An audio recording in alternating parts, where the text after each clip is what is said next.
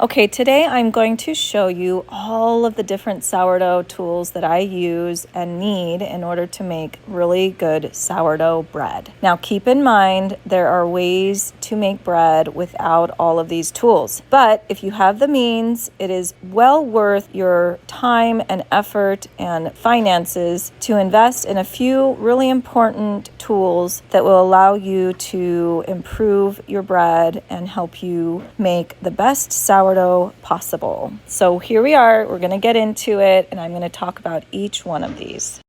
We're going to start out with your sourdough starter and tools. So of course you need a sourdough starter, and we will talk about this, and we've talked about this, so where to get your starter. Then you're going to need a really great jar. You can find this jar in my Amazon storefront. I love this large glass top jar. But if you don't want to get a new jar, a mason jar works just fine. Okay, next we need to have a scale. This is absolutely essential in sourdough baking. The next thing I use for my sourdough starter is my dark rye flour by Bob's Red Mill, and this is my favorite brand, but there are other options for dark rye flour as well. I try to use organic when I can. I also use all-purpose flour or kamut flour for the other base in my sourdough starter. It's also nice to have a large water container for making my sourdough starter and my bread. Next, let's move on to tools we need for mixing our dough. A large bowl is very needed for this if you want to bake in bulk. Next, a dough hook is really nice to have. It allows you to mix your dough without it getting clumpy and makes it super easy to mix sourdough starter. You'll also need some bread flour or other types of flour. You can use bread flour, that's what I recommend in my beginner recipe. And then you'll also want to have a flour mill if you want to explore using other types of grains like fresh ground whole wheat, fresh ground kamut flour. These are all wonderful flours to use in sourdough bread. You'll also want to have some salt. A large container of salt works really great because you're going to go through a lot of salt when making sourdough. Okay, when forming loaves, it's really nice to have a bench scraper as well as a flour dispenser. Okay, this like a flour shaker. I use this to shake my flour, and it's super helpful to have that on hand. You also need to have some saran wrap or something to go over your bowls, a bowl cover or saran wrap. Once you form your loaves, it's really nice to have some banneton baskets that you can place them in and cold ferment in them as well. You're also going to want some bread lames or scoring tools. You can use a set of small scissors, a sharp knife, or actual bread lames, which I find are actually very helpful because they protect your fingers from razor blades and make your scoring a beautiful art. Now we're on to baking tools. A Dutch oven is really nice to have for baking sourdough, or I like to have my 2 tins for my 2-tin baking method. It goes on top as a Dutch oven, and it's a great way to make a sourdough loaf. I'll talk about this in the course, but a baking steel is also something that's really nice to have.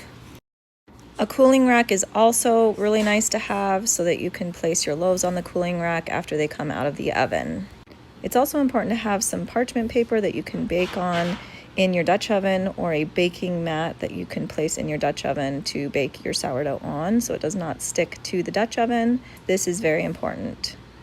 Last but not least, I have this amazing little cheap Amazon tool that helps me clean my sourdough bowls, and it is super nice because it's plastic bristles, which the sourdough starter comes off very easily. This is actually very handy.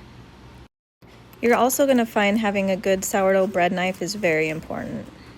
It's also really nice to have some reusable bread bags or plastic bread bags to use. This one is a reusable plastic lined, or this one does not have the plastic lining. You can also get some nice paper brown bags to use as gifts.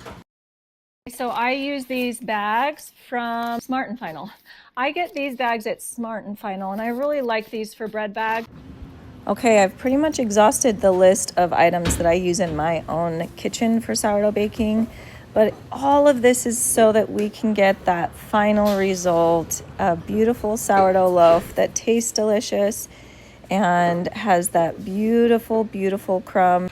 Sourdough baking is truly an art.